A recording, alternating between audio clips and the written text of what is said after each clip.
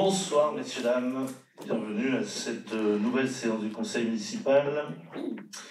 Alors, on va reprendre les bonnes habitudes. Est-ce qu'on a donné un enregistreur, un élu du premier ou du deuxième rang? Oui. Est-ce que Géraldin est désigné volontaire? Secrétaire de séance, avez-vous bien reçu les procès-verbaux, le procès-verbal de la précédente séance? On n'a pas reçu de remarques par courriel. Je vois que Kindimo consent, nous approuvons donc ces procès-verbaux. Les pouvoirs, il y en a quelques-uns dans cette rentrée. Virginie Fallour donne pouvoir à Delphine Girard. Guillaume Robin donne pouvoir à Jérôme Bourdeau, Olivier Michel à Cyril Josso, Stéphane Lamy à Pascal Gérardin, Élodie Fournier à Olivier Faraud, Philippe Landais à Claire Taupinet, Géraldine Dupuis à Jean-Luc Hellman et Hervé Carré à Anne-Valérie Astarguili. On est au clair? Oui, une petite précision. Bonsoir à toutes et tous. Philippe est en déplacement professionnel et donc il devrait arriver en cours de conseil municipal. Donc il a donné un pouvoir en attendant de nous rejoindre pour une des délibérations. Très bien, c'est noté. Merci. Ok. On va attaquer première délibération avec Claire Clermont-Barrière. Oui.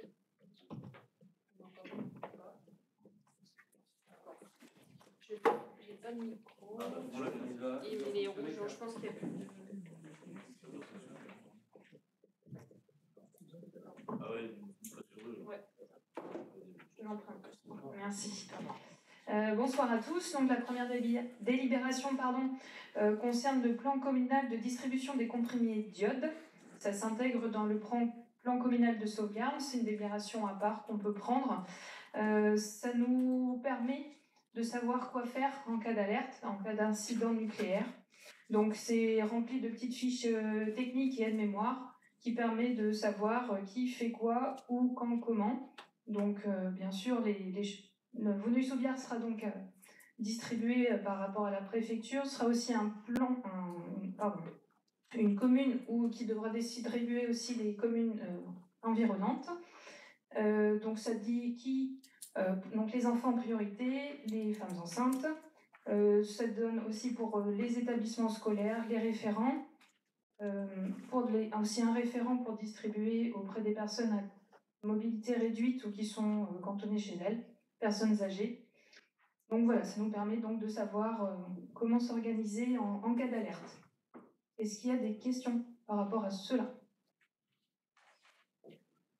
Vas-y, Jean-Luc.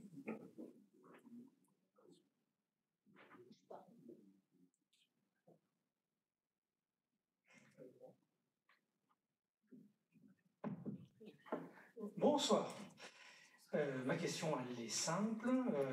Qu'est-ce qui a provoqué, quel est l'élément déclencheur qui a incité à cette révision du plan communal de sauvegarde? C'est tout simplement une demande de la préfecture pour qu'on soit mis à jour à ce sujet-là. Sachant que notre plan communal de sauvegarde n'est pas complet, terminé, on peut quand même acter cette délibération uniquement sur le plan d'iode.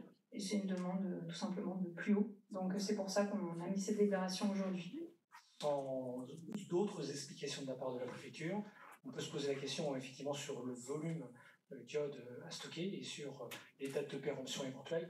Il y a forcément une raison, mais vous ne la connaissez pas aujourd'hui.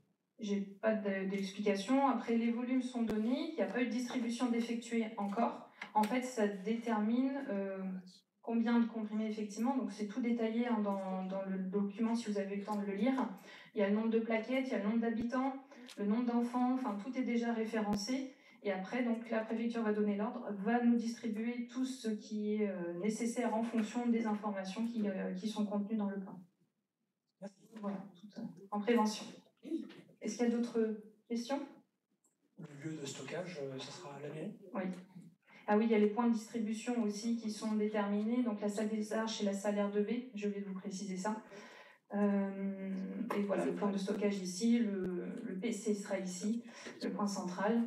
Et donc après, les référents vont être désignés. Et donc il y a monsieur le maire, moi également. Et puis après, on organisera tout ça le moment venu. En espérant qu'il n'y en ait pas besoin. Effectivement, je suis d'accord avec vous là-dessus. Est-ce que tout le monde est OK? Donc, qui est contre? Qui s'abstient? Donc, le plan est adopté. Merci. Merci. On aurait peut-être eu tôt fait de se préparer comme ça à l'époque avec des masques, avec. Donc ça doit être une conséquence aussi. L'État maintenant prévoit le pire, puisqu'on ne sait jamais, ça pourrait arriver. Et comme vous l'avez dit, on espère tous que non. Mais en tout cas, il y a une préparation qui est faite. Quant à la durée de péremption, en fait, c'est l'État qui gère ça. Nous, on doit en fait être le relais. On doit distribuer. On doit distribuer et avoir fait ce plan communal. Voilà. Oui. Merci. Je passe le micro à Sonia Benani pour les 2, 3 et 4e délibérations. Merci. Bonsoir à tous. Donc les 2 prochaines délibérations concernent la participation de la commune à la construction de logements sociaux. Donc le premier projet c'est situé 55 route de la Torchaise. Il s'agit d'un terrain Millet Fuel. Il s'agit des anciens terrains Millet Fuel. Et donc, dans le cadre donc, du programme local de l'habitat, qu'on appelle le PLH, donc on prévoit de produire donc, suffisamment de logements sociaux pour maintenir donc, le taux prévu par la loi Solidarité Renouvellement Urbain. Et donc, dans ce cadre-là, la commune participe à hauteur de 20% de celle de Grand Poitiers. Et donc, pour le présent projet, il s'agit donc de 33 logements locatifs sociaux pour une participation de 28 100 € de la commune. Donc, dans ce cadre-là, considérant donc, dans le cadre du PLH que je vous ai cité, le conseil municipal donc, vous propose de prendre l'engagement donc, de favoriser l'implantation de ces logements sociaux par la participation de 28 100 €. Voilà, donc si vous avez des questions.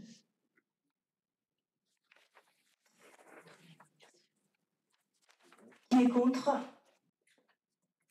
Qui est pour? Je ne sais plus. Excusez-moi. Pardon, excusez-moi. Excusez-moi, excusez-moi, voilà.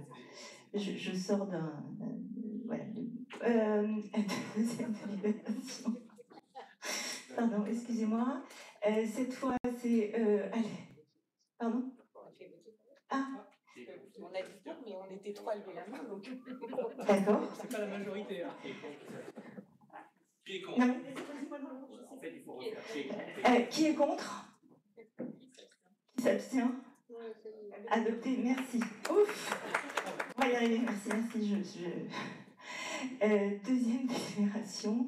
Il s'agit donc pareil d'un petit programme d'une dizaine de logements pour lesquels donc, il y aurait donc 2 logements sociaux locatifs. Et cette fois-ci, donc toujours dans le même cadre de la délibération, nous vous proposons donc que la commune participe à hauteur de 20% de celle de Grand Poitiers, à savoir 2 400 €. Avez-vous des questions? Qui est contre? Qui s'abstient? Adopté. Merci. 3e délibération, je continue, monsieur le maire. Donc, c'est la proposition de vente d'un terrain. Il s'agit du dernier terrain du lotissement Clos des Colibris. Donc, ce terrain de 265 mètres carrés, triangulaire, a trouvé enfin acquéreur pour un montant de 45 000 €. Donc, vu la manifestation d'intérêt de monsieur Bouskurk. Voilà. Avez-vous des questions? Jean-Luc. Bonsoir. Bonsoir. Concernant Êtes-vous pour cette vente de terrain de un peu plus de 533 mètres carrés, je n'ai pas du tout regardé, mais c'est plus pour l'information des Gaulois. Classement U2 R1, ça permet une élévation de combien de niveaux? quand vous êtes sur U2R1, vous êtes sur un étage. Ok, merci. Voilà. C'est U2R2, c'est 2 étages. Voilà. Donc, sur la commune, je ne crois pas qu'on voilà, dans cette zone, on puisse aller au-delà de 2 étages. Qui est contre? Qui s'abstient? Adopté. Merci.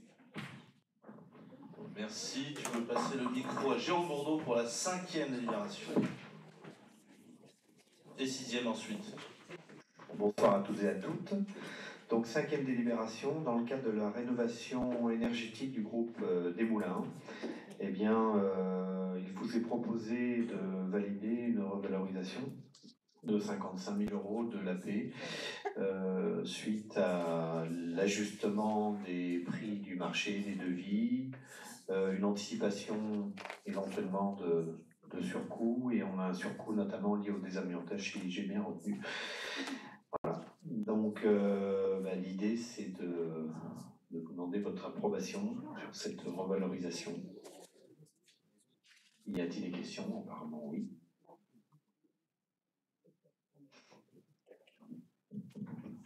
Une précision, il me semble qu'on n'a pas abordé la délibération numéro 4. Si, c'était celle pour la vente du terrain, me semble-t-il. Ah oui. Il y a un problème dans l'énoncé des numéros, mais on est bien donc à la 5e délibération. Ça s'appelle 4, c'est ça? Ouais, c'est ça. C'est que tu as 2 délits qui s'appellent 3. Il y a 2 délits qui s'appellent 3 dans le document. On a renvoyé un mail. Là, c'est la version. Moi j'ai la bonne version. Première version. Alors, voilà, première délibération. On va se remettre d'accord tous ensemble pour cette rentrée qui est compliquée, mais on va y arriver. Première délibération, on a adopté le plan communal de distribution préventive diode. Deuxième délibération, la participation à la construction de logements locatifs sociaux pour 28 100 €, route de la Torchaise. La troisième délibération, participation à la construction de logements locatifs sociaux à Beauvoir pour 2 400 €. Quatrième délibération, proposition de vente d'un terrain à M. Boscourt pour 45 000 €. Et cinquième délibération, donc, malgré peut-être une faute de frappe sur les documents, la révision des autorisations de programme AP dont vient de parler Jérôme Bourdeau. On est OK? C'est plus clair, voilà. Y a-t-il des questions, des remarques? Vas-y. Donc pouvez-vous nous indiquer ce qui justifie l'augmentation prévisionnelle des travaux? C'est ce que je viens d'énumérer, me semble-t-il, mais un surcoût de désamiantage, diverses revalorisations, je crois, le cabinet d'architecte, si j'ai bien retenu, et puis un certain nombre de petites revalorisations. Et aussi, l'idée, c'est d'anticiper des revalorisations futures de vie, suite à l'évolution des prix, pour ne pas se laisser surprendre à un moment. Voilà. Je t'en prie. J'ajoute, pour suivre les travaux quand même du coin de l'œil, qu'on est dans une rénovation, on n'est pas dans une construction neuve. Une rénovation, il y a parfois, quand on analyse avant, 2 ans avant, 3 ans avant, on fait des études et il y a des choses qu'on ne peut pas savoir avant d'avoir ouvert la boîte, si j'ose dire. Voilà. Ça peut être le cas, notamment ici. L'amiantage, on savait que c'était une part, on avait parlé même en conseil municipal, c'était une part un petit peu variable, même si on pensait avoir chiffré au plus fort, mais il en manque encore. Voilà. Dans l'ensemble, les travaux se déroulent très bien. Pardon. Oui, apparemment avec un bon résultat en plus. Y a-t-il d'autres remarques, questions? Je passe au vote. Donc, qui est contre? Qui s'abstient? La délibération est adoptée, je vous remercie. 6e délibération, si je ne me trompe pas. Donc, dans le cadre de la rénovation énergétique toujours de Camille Desmoulins, il y a une convention de financement avec le syndicat Énergie Vienne qui doit être actualisée. Et donc l'idée, c'est d'obtenir de votre part l'approbation de la convention de financement qui vous a été présentée, notamment donc avec une avance remboursable au syndicat Énergie Vienne de 359 000 €. Il vous est précisé qu'elle sera répartie sur 20 ans lorsqu'elle se mettra en remboursement à partir du 1er juillet 2026. Ce qui n'est pas noté, c'est qu'entre-temps, s'il y a d'autres financements qui sont récupérés, genre par exemple le FEDER, eh bien ça viendrait diminuer cette avance remboursable et donc ça viendrait diminuer l'engagement de la commune. Y a-t-il des questions? Oui, une demande de précision. Est-ce qu'il est possible d'avoir déjà une indication du montant estimatif annuel d'économie sur les énergies attendues à la fin des travaux de rénovation de l'école? Alors moi je suis bien dans l'équipe pour pouvoir te répondre sur cette question. C'est de 30 à 50% de consommation. Mais c'est théorique tout ça. On sait tous que on fait des travaux de protection, de rénovation, pardon. Et évidemment qu'il y aura une diminution de la consommation, mais c'est facile de balancer des pourcentages comme ça. Les bureaux d'études nous disent 30 à 50%. En tout cas, on aura mis toutes les chances de notre côté, et avec quand même un engagement qui est conséquent. C'est le but. Mais précisément, on verra à l'épreuve de l'exercice et de l'activité de l'école. Voilà. J'ai en souvenir, Jean-Charles, qu'au-delà de ça, si on n'avait pas pris l'initiative d'anticiper ces travaux, un jour ils seraient imposés à nous. Et là, je crois que les choses ont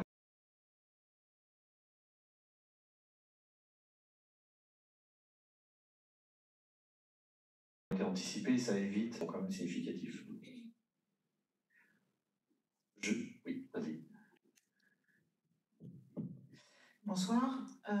En commission bâtiment, ça fait plusieurs fois que je demande justement s'il va y avoir une note thermique qui va être produite pour avoir justement un comparatif et en tous les cas quelque chose qui valide cette évolution. De toute façon, dans l'engagement avec le syndicat Énergie Vienne, il y a des relevés qui doivent être communiqués régulièrement. Mais à la suite des travaux, presque au niveau de l'achèvement, est-ce qu'il y aura une note thermique qui sera produite?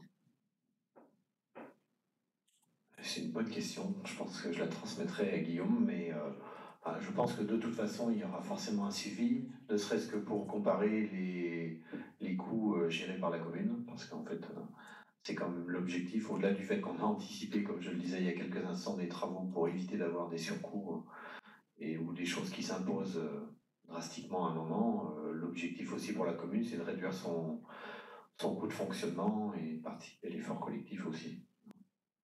Donc on passera à la question, enfin la demande à Guillaume. Voilà. Je lui ai déjà demandé, mais c'est resté sans réponse, ou en tous les cas, comme quoi il n'y avait pas y avoir de note thermique produite. D'accord. Ouais. Il y a deux choses que je voudrais ajouter, c'est que Grand Poitiers, ils ont des capteurs avec le territoire intelligent, que tu connais bien, je pense. Donc, évidemment, on peut faire appel, mesurer. Mais au-delà de ça, si en tant que maire, en tout cas jusqu'au mois de mars l'année prochaine, et à l'issue des travaux, je constate qu'il n'y a aucun progrès sur la consommation globale du bâtiment, je vais évidemment me poser des questions et poser des questions à tous les bureaux d'études qui nous ont engagés dans des dépenses quand même assez importantes. Donc il y a une obligation quand même de résultat, et pour ça il faut pouvoir le mesurer. Je pense qu'on va le mesurer, alors il faudra un peu de temps, on va le mesurer petit à petit dans la consommation tout simplement énergétique du bâtiment, en dehors du fait qu'aujourd'hui l'acoustique est excellente, hein, c'est bien mieux, ça plaît aux parents, aux enfants et aux enseignants. Donc c'est déjà un progrès maintenant, on aimerait bien le mesurer financièrement pour la commune, au-delà du fait que tout cela est vertueux pour notre planète. Oui, c'est tout à fait ça. L'idée, c'est de... il faut qu'il y ait des résultats, sinon les aides, elles ne seront pas allouées. Donc, c'est plus pour qu'on ait une garantie du bon versement des aides. Très bien. Autre remarque? Donc, je procède au vote. Donc, qui est contre? Qui s'abstient? La délibération est adoptée. Je vous remercie. Je vais présenter, puisqu'elle est à Paris ce soir pour son travail, la délibération numéro 7, la création de 13 postes emploi non permanent en contrat engagement éducatif, CEE, pour le centre de loisirs le mercredi et pour les prochaines vacances scolaires. Alors, l'espace jeune, donc ce sont 13 postes d'emploi non permanents qui prévoient pour l'espace jeune, pour le centre de loisirs, mais également les 8 postes pour les jeunes qui ont passé le BAFA de territoire à Venay-sous-Bière et qui viennent, alors pas tous forcément en même temps, ils viennent le mercredi quand ils ne sont pas en cours ou dans une autre activité. Et ça sera quand même tout au long de l'année, d'où les dates du 22 septembre 2025 au 2 juillet 2026. Est-ce qu'il y a des questions avant qu'on passe au vote? Pas de questions. Qui est contre? Qui s'abstient? C'est adopté. Merci. On en vient à la prise d'acte. C'est pas un vote, c'est la prise d'acte du rapport de Grand Poitiers Communauté Urbaine que je vais vous présenter. Bien évidemment, vous l'avez tous lu en long, en large, en travers. C'est un document que nous présentons. Alors, on a eu Madame Jardin qui est venue, on a eu Madame Sauvage. Cette année, c'est moi. On est tous un peu occupés là pendant notre rentrée et on aurait pu présenter le rapport le mois prochain avec un vice-président qui ce soir est aussi dans son conseil municipal et qui doit faire une annonce particulière. C'est pour ça d'ailleurs qu'on n'a pas de journaliste non plus, qui viendra nous rendre visite quand même tout à l'heure. Mais en gros, je vais vous présenter le rapport de Grand Poitiers pour l'année 2024. Ce rapport qui rend compte de l'avancée des projets, des politiques publiques portées par Grand Poitiers, tous ses représentants. Le champ des compétences exercées est large, certaines sont obligatoires et sont rappelées en début du rapport. Ça va des déchets à la voirie, les zones d'activité économique, en passant par l'accueil des gens du voyage.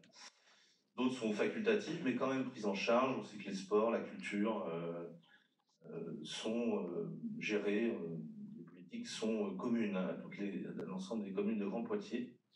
Et ce rapport, bien sûr, est consultable pour tous les habitantes, toutes les habitantes et tous les habitants, ainsi que les élus sur le site de Grand Poitiers.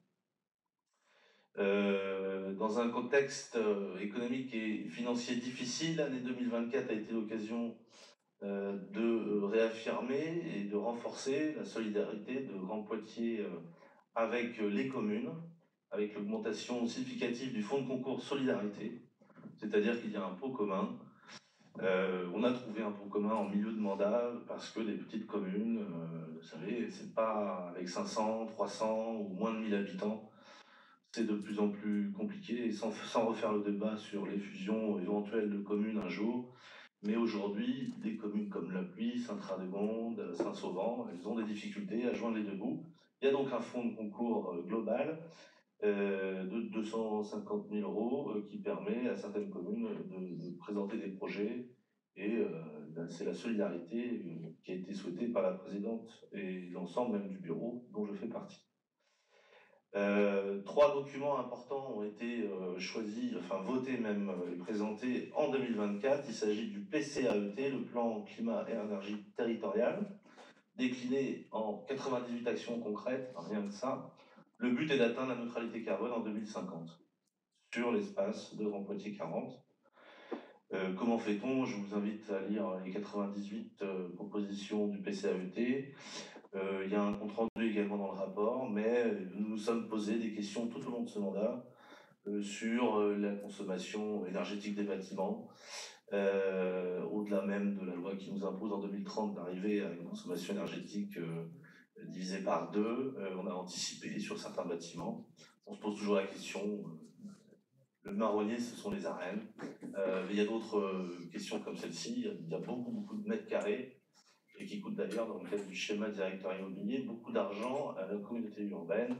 Il faudra que les prochains élus, sur le prochain mandat, se posent la question d'avoir tout ce patrimoine. Mais avant de le vendre, il faut quand même le rénover et faire en sorte que qu'on ne vende pas non plus des passoires thermiques. Il y a la question des mobilités. On a tout un tas de voitures. Est-ce qu'on les bascule en électrique? Quel modèle? Il y a la question d'incitation. D'inciter les collaboratrices de Grand Poitiers à venir au travail avec les mobilités douces ou collectives, plutôt que la voiture, et ensuite une incitation au partage de véhicules également. Bon, tout ça a été également voté et analysé et étudié pendant toute la durée de ce mandat dans le plan de mobilité, deuxième document, décliné lui en 28 actions concrètes. Et puis le troisième, c'est le programme d'action Canopée, que la présidente voulait souligner dans ce rapport 2024, le plan Canopée 2024-26, décliné lui en 75 actions concrètes. Il y a eu énormément d'arbres, d'arbustes plantés dans tout le territoire et aussi, notamment, très important, des plantations de haies. Les haies ont une fonctionnalité très intéressante quand on se rend compte qu'en fait, on a, pendant des décennies, supprimé des haies. Ça a bouleversé tout un ensemble d'écosystèmes. Et quand on se met comme ça et qu'on voit la ville d'à côté, c'est pas normal. Donc il faut replanter. Et le plan Canopée, notamment, hein, parce que les Soubières, on a participé aussi, on les a reçus, on a plutôt une bonne appréciation par les représentants et le chargé de mission du plan Canopée. Il faut dire qu'on a une commune qui est sur 26 km², boisée à 70%. Donc c'est plus facile. Quand vous prenez Poitiers, c'est très urbanisé, Luxeuil, c'est très urbanisé. Mais la question des travaux, à chaque fois, doit se poser pour faire en sorte que les arbres ne soient pas coupés, s'ils sont sains, que les haies non plus ne soient pas coupées. Enfin, toute question d'urbanisme actuel ou à venir doit être réfléchie et pensée sous l'angle également du plan Canopée. Enfin, l'année 2024, et je pourrais vous en parler, mais je vais m'abstenir parce que ça a été dit dans la presse, j'ai été notamment l'acteur volontaire de la révision globale du pacte de gouvernance, puisque à un moment donné, il y a 2 ans maintenant, je crois, il y a eu quelques discussions un peu sérieuses avec Madame la Présidente, entre elle et moi, mais aussi d'autres. Et ça a amené tout le monde à se dire, bon ben, comment peut-on faire pour que les uns respectent les autres respectent les uns? Il y a une majorité, quand on n'y appartient pas, est-ce qu'on peut être entendu? Est-ce que la conférence des maires a du pouvoir? Est-ce qu'elle a du poids? Et là, on a créé, et puis c'est sur ma proposition d'ailleurs à l'époque, parce qu'on avait peur de créer le mot congrès. Moi je dis c'est pas un gros mot, le mot congrès. Donc on réunit désormais le bureau. Le bureau sont les 30 vice-présidents de Grand Poitiers et la conférence des maires. C'était mon souhait. Faire en sorte que le bureau, quand il propose quelque chose, on parle en tant que vice-président, puis parfois on parle en tant que maire. Et nos intérêts ne sont pas toujours les mêmes. Ça peut être contradictoire. Donc il fallait qu'il y ait un congrès qui soit représentatif des diversités sur l'ensemble du territoire, 42. Je crois que ça fait 1000 km². C'est beaucoup. Il y a 2000 km de route, il y a des milliers et des milliers de lieux, de places, vraiment d'infrastructures. Voilà, c'est donc je cherchais beaucoup d'infrastructures et sur un territoire somme toute très étendu et les problèmes des uns ne sont pas ceux des autres. À Poitiers, il y a une réflexion globale sur la centralité de la gare multimodale qui doit être un point de regroupement pour emmener jusqu'à Chauvigny. Ça fonctionne d'ailleurs avec un bus à haut niveau de service. Les Chauvinois sont très contents. Mais l'appui, comment on connecte Chauvigny à l'appui, comment on connecte Saint-Sauvant à l'appui, comment on connecte Saint-Ragon, Sous-Bière, etc. Donc tout ça, ben, voilà, il fallait que les maires et la conférence des maires aient un peu plus de poids. La présidente, dans son rapport, précise qu'elle est heureuse de ça, moi aussi, nous aussi, la plupart d'ailleurs des maires, la conférence des maires, et donc maintenant désormais en congrès, les maires et les vice-présidents, qui parfois sont des élus de Poitiers, par exemple, ne se sont jamais rencontrés. La dernière fois, ça s'est passé d'ailleurs, une des dernières fois cette année, je crois, parce qu'on fait tellement de réunions, pardon, et je ne sais plus trop les dates, mais la salle R2B, j'ai reçu tout le monde. Et ça permet d'éviter, en gros, ça augmente la capacité de dialogue entre les uns, les unes et les autres, et ça permet d'éviter que des politiques soient mal perçues. Le projet de la gare, par exemple, un maire d'une commune assez lointaine peut se demander pourquoi on met 74 millions, à la fin de la fin, hein, 74 millions dans la rénovation du quartier de la gare, de l'ensemble. C'est énormément d'argent quand lui, on lui donne 40 ou 50 000 euros de subventions solidaires pour refaire sa place centrale. Mais voilà, alors, quand on se parle et quand on se met autour d'une table, ça permet de se comprendre. Et de comprendre qu'en fait, la petite commune va bénéficier indirectement, par ruissellement, comme dirait l'autre, même si c'est un mot qui est un peu galvaudé dernièrement, des grandes infrastructures, des grands travaux de la ville de Centre, la ville de Poitiers. Pas que ça, hein, il y a d'autres grands travaux, mais c'est un exemple que je vous cite. Madame la Présidente nous précise qu'elle est convaincue qu'elle a posé donc les bases solides sur lesquelles la communauté urbaine pourra s'appuyer dans les années qui viennent. Elle prolonge donc, elle souhaite que ce nouveau congrès vienne imaginer la suite, et je le souhaite aussi très fortement. Quelques points maintenant qui sont mis en avant dans ce rapport, la transition énergétique. Elle souligne l'éclairage public. Le programme de modernisation a débuté en 2022. Grand Poitiers compte 40 000 points lumineux. Avec ça, fin 2024, 15 000 points lumineux ont été remplacés.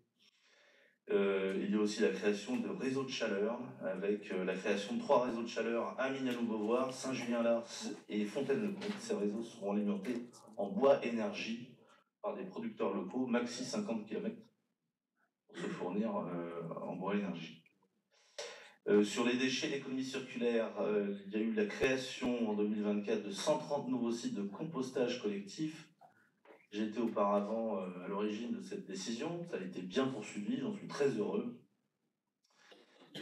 Et quant à la politique de réemploi dans le bâtiment, bonjour, Grand Poitiers a obtenu en 2022, c'était sous ma vice-présidence, 3 étoiles dans le cadre du label éco-circulaire de l'ADEME. Et il y a eu une poursuite de tout cela, puisqu'en 2024, Grand Poitiers a signé une convention avec ODIS pour devenir un territoire exemplaire dans l'utilisation de matériaux biosourcés et surtout dans le réemploi des matériaux. Quand on démonte un bâtiment à Grand Poitiers, on essaye avant de se demander où est-ce qu'on peut le stocker déjà, pendant combien de temps est-ce qu'on peut le réemployer. Tout ça, avec mes collègues, je l'avais initié et je vois que c'est bien suivi, et bien tant mieux.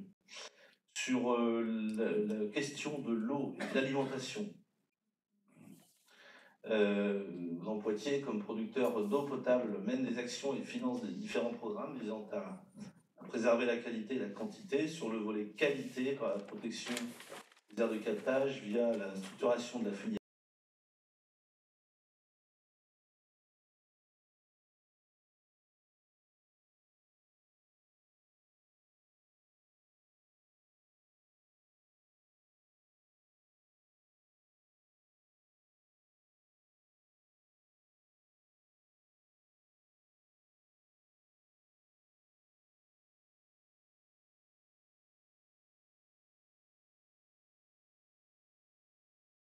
Chambres et de Miscanthus. On en a aujourd'hui 130, plus donc les 36 de la ferme. 900 hectares pour produire suffisamment de fruits et légumes pour toutes les écoles, Grand Poitiers, notamment les établissements publics. Donc il y a encore du chemin à faire pour faire la ceinture verte avec une belle, comme il y a autour de Londres, mais au moins c'est lancé. Il y a des efforts de fait. Sur la voirie, je le disais tout à l'heure, 2000 km, on a fait un diagnostic complet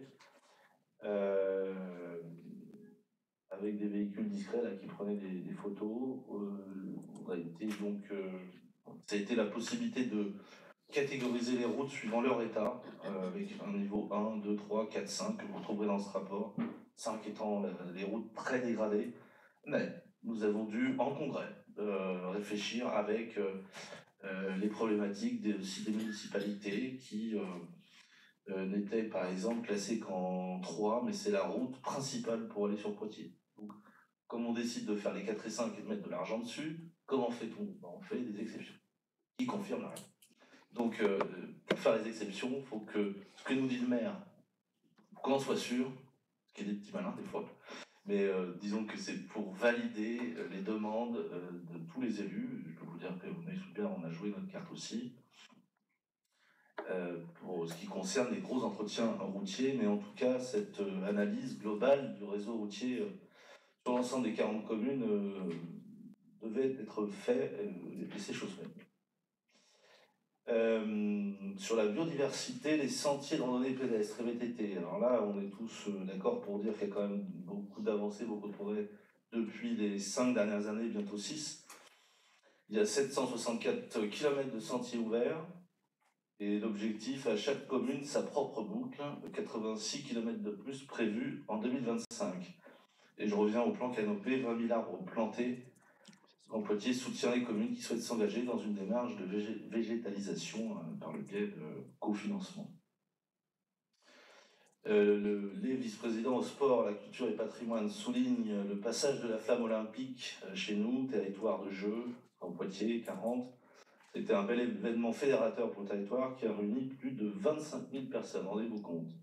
Le sport inclusif avec la mise en accessibilité, premier équipement et unique équipement en France de ce type, c'est-à-dire une patinoire qui est accessible. Le patrimoine, un travail conséquent est mené aussi pour procéder aux inventaires dans les communes. Et puis les spectacles itinérants ont été contactés, je crois, Venez-Soubiard pour l'année prochaine, 8 communes en 2024. Des spectacles gratuits, de rue ou pas, initiés par Grand Poitiers. Ils sont allés dans justement des petites communes qui se sentaient un peu éloignées de Grand Poitiers, enfin de la ville-centre. Et ils sont tous très heureux d'avoir eu des spectacles gratuits dans leur rue, des spectacles vivants, professionnels. Sur l'urbanisme et le foncier, il y a des centaines de demandes qui sont faites, qui sont de permis de construire notamment, qui sont réalisés par les services. Les procédures ponctuelles d'assouplissement ont été mises en place pour favoriser les projets importants d'intérêt public. Ce qui veut dire, en bon français, qu'on était normalement figé jusqu'au vote du PLUI, mais se rendant compte que 2027 ou 28 ou même peut-être 29 serait nécessaire pour signer ce PLUI, la présidente souligne à notre bonheur, puisqu'on a pu faire quand même des choses, du coup, des procédures ponctuelles d'assouplissement. Sur les mobilités, renforcement de l'offre de transport public, augmentation des trajets pour 6 communes, dont Venez-Soubiard, et sur le réseau, 14,5 millions de voyages ont été effectués. C'est 10% de plus qu'en 2023. C'est à noter quand même, c'est-à-dire quand il y a une politique volontariste sur les déplacements, les mobilités, notamment le réseau de l'offre de bus, ça fonctionne. Ça fonctionne. Les pistes cyclables, 20 projets menés sur Grand Poitiers, générant 15 km de nouvelles pistes. Et enfin, le développement économique. Grand Poitiers soutient les divers événements en faveur de l'emploi et de l'entrepreneuriat, notamment avec les coups de cœur de l'ESS, l'économie sociale et solidaire, les inventives, dispositif qui permet aux femmes entrepreneurs de tester, avec un E, entrepreneuses, je sais pas, de tester leur projet de création d'activités économiques. Il y a l'expérimentation également territoire zéro chômeur de longue durée, mais concerné, il y a 3 communes, Dissay, Poitiers, et Chaudet-Marie, je crois. Voilà. Voilà pour ce rapport. Est-ce que vous avez des questions sur le rapport de la présidente que je vous invite à lire? Ça se lit assez vite quand même, il y a quelques chiffres. Je vais terminer sur une question de budget. Le budget de Grand Poitiers, il n'est pas facile à réaliser, il est même très compliqué, ça va être une tâche qui va se faire quand même, hein. C'est-à-dire qu'on va réussir à trouver un équilibre, tout le monde faisant des efforts, mais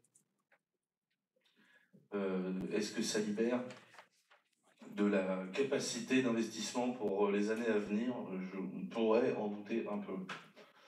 À Grand Poitiers, on parle souvent, on le fait un peu moins à Venez-Soubiard, mais c'est la même chose, d'épargne brute et d'épargne nette.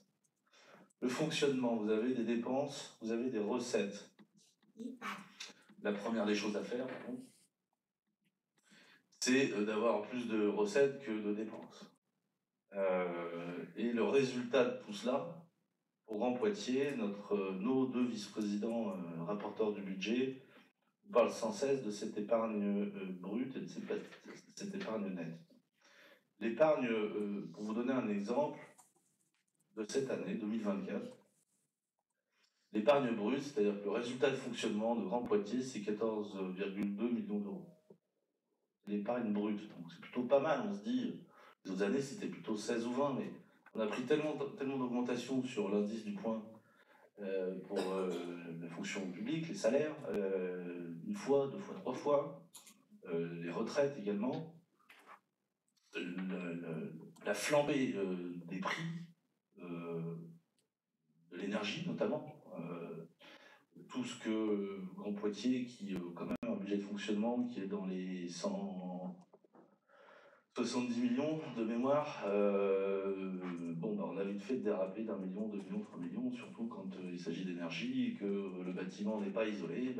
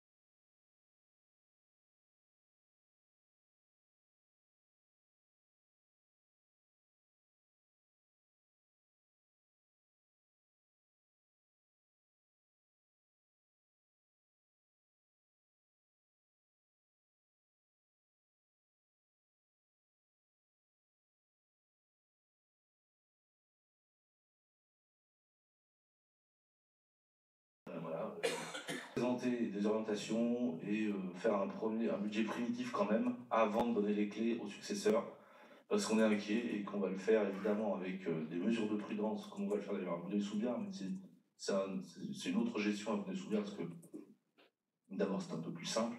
Bonneuil-sous-Biard a une situation qui est beaucoup plus facile quand même que Grand Poitiers.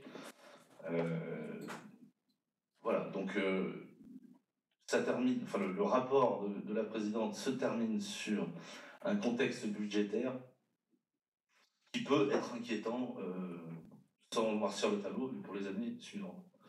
Pour ce qui concerne Bonneuil-sous-Biard, on débattra de ça en début d'année prochaine. S'il y a des questions?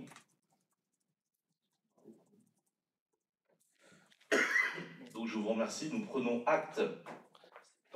Pardon Jean-Charles, j'ai peut-être juste une question ou une intervention. Je voudrais revenir sur la question du PLUI, parce que le calendrier, on a suivi le dossier depuis le début des élections pratiquement, donc depuis 5-6 ans quasiment, et on voit que ça dérape continuellement. Tu viens d'annoncer 2027, ce qui est quand même 2027, 28, 29. C'est quand même assez préoccupant. Dans ce temps-là, on manque un peu d'orientation en termes d'aménagement, la déclinaison sur notre territoire. D'où viennent ces dérapages et qu'est-ce qu'on peut avoir comme information un peu plus précise en termes des réflexions sur les orientations d'aménagement. Aujourd'hui, on a un PADD, c'est tout. C'est un peu juste. Les SAET, on a un PADD. On a un PLH, on a des acronymes, pardon, mais des orientations directrices. Moi, je pense que s'il n'y avait pas eu, je ne vais pas me cacher derrière ça, et c'est d'ailleurs, moi, je réponds en tant que simple citoyen qui observe le Grand Poitiers agir. Tout le monde travaille beaucoup. Tout le monde travaille vraiment beaucoup à ce fameux PLUI, mais on a démarré déjà avec un an de retard. Tout était confiné, fermé, il n'y a pas eu de... Pendant la première année, il y a eu du travail de fait, mais il fallait qu'on se voit tous ensemble. Donc déjà, tu peux décaler d'1 an. Si la présidente s'était fixée comme objectif en 2026, en 2025, 2026, tu passes déjà en 2027 si tu prends le confinement, enfin la pandémie. Ensuite, si tu veux, on peut en signer un la semaine prochaine. Techniquement, c'est possible. On peut le voter même à la fin du mois. Mais il sera recalé par les services de l'État. Pourquoi? Parce que pendant tout ce mandat, et ça peut être une explication plausible au retard qui a été pris, pendant tout ce mandat, il y a eu des injonctions contradictoires. Je veux parler notamment de la loi ZAN, zéro artificialisation nette, qui d'abord a été votée dans la grande loi programmatique sur ces questions. Ensuite, les décrets d'application sont arrivés presque 2 ans plus tard. Donc si on ajoute à ça 2027, j'en étais à 2027, 28, 29, en fait on a pris du retard par la pandémie et aussi par la législation, le législateur qui ne nous donnait pas de réponse aux questions. Et je te donne cet exemple, je le connais bien, mais il y en a plein d'autres. Et donc, certains PLUI sont votés en France, parfois un peu plus vite pour booster, mais ils sont annulés par les services de l'État qui disent que ça ne correspond pas à ce qu'il faut, à ce que l'État a dit, à ce que le législateur a dit. Donc, si tu as une baguette magique, mais là, n'est pas le débat, mais si on avait tous une baguette magique, on pourrait le faire. Mais c'est pas comme ça dans la réalité. On a un contexte qui a été particulier sur ce mandat qui fait qu'aujourd'hui, je peux dire que pourtant les services concernés qui s'occupent du PLUI depuis le début du mandat, on se connaît bien, non, parce qu'on a beaucoup travaillé pour Vouneuil, on est même une des 4 communes test.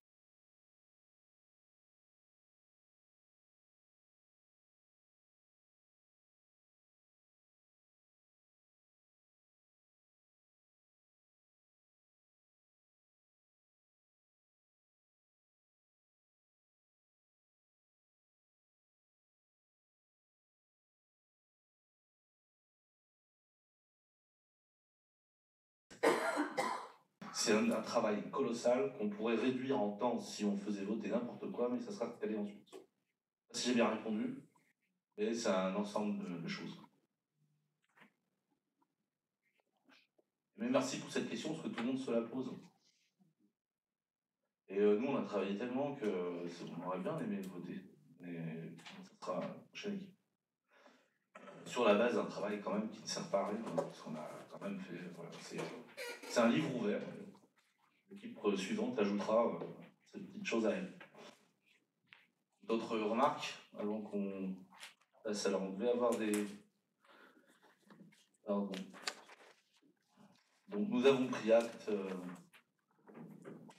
du rapport de la présidente. Une information sur les décisions prises par le maire. Vous aviez des montants, des dépenses dans ma délégation. Pas de questions. On me fait nom de la tête.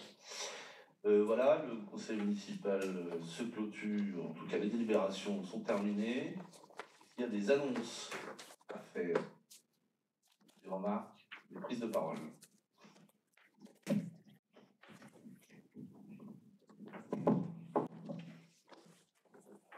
On avait évoqué lors d'un précédent fait que M. Alain Botella, donc policier municipal, puisse nous présenter de nouveau un bilan de l'action sur la commune.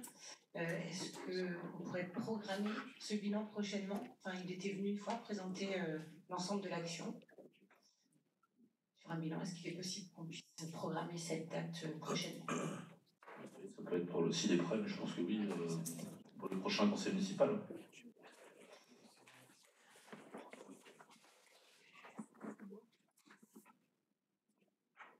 D'autres remarques? Des annonces? Il y en a? Non, pas. En octobre. On se retrouve le 15 octobre. Il y a des événements ce week-end quand même. Des événements quand même. Ouais. Au niveau associatif. Au niveau associatif.